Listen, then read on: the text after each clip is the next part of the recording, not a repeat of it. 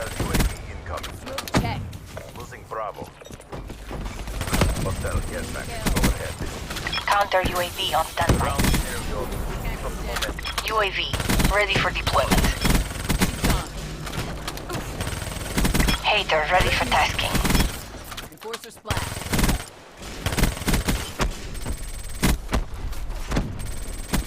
That's a kill. Man, I don't think that's ever gonna get old. I think I've been playing Call of Duty multiplayer for like 8 or 9 years at this point.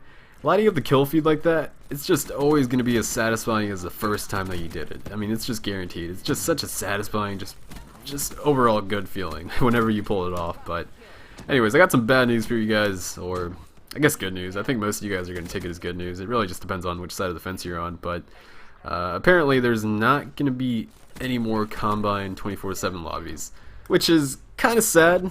I'm not gonna lie, I'm kind of sad about it, since this is definitely the best map in the game, at least for rushing. Just the way it's designed, small, 3-lane, there's not a lot of places for the enemy to flank you from, so it forces a lot of gun-on-gun, face-to-face engagements, just like Nuketown.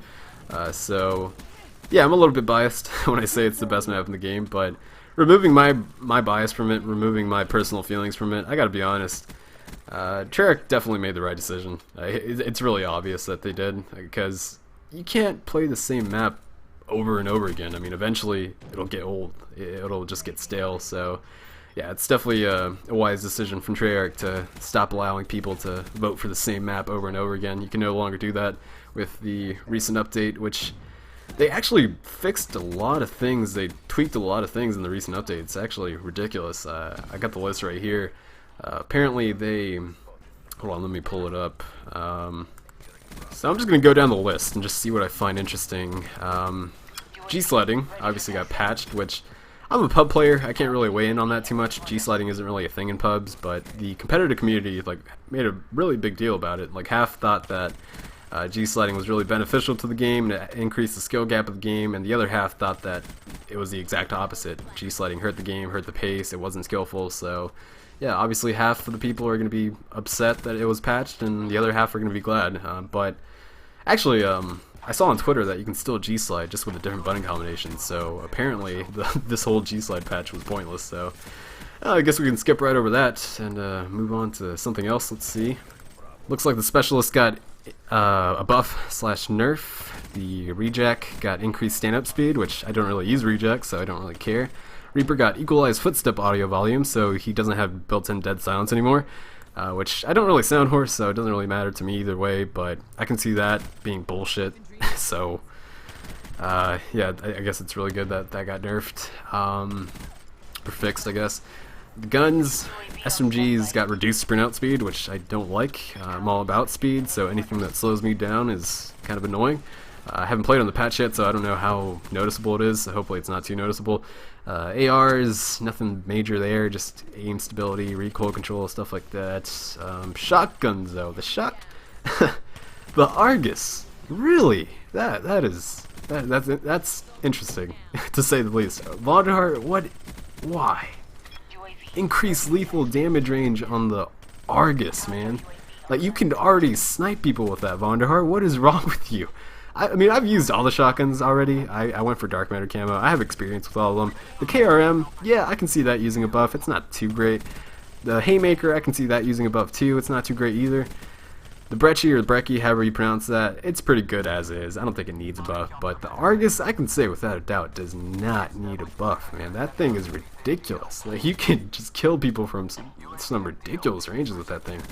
I mean, so increasing the lethal damage range already on it, I can just see myself getting sniped from like top red. Like, I'm standing on B flag and I peek out on the side of that truck and I just get sniped by an Argus from top red. So yeah, I'm not looking forward to that. This is kind of scary. I'm gonna have to hop on real soon and just like try it out. Hopefully it's not as bad as I imagine it being, but that's insane. It really is.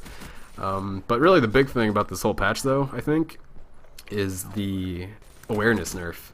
I don't know if I mentioned it before, but I'm kind of anti-sound whore, so to speak. People always ask me why I don't use awareness, and I really just don't like sound whoring. I really don't. I mean, I did use SitRep Pro in MW3, but I hated that game. I really did hate that game when it first came out, so I just kind of abandoned all moral code whenever I played it. But aside from that game, I really don't use any sound horn perks. I don't really like them at all because I feel like they hurt the game more than they help it.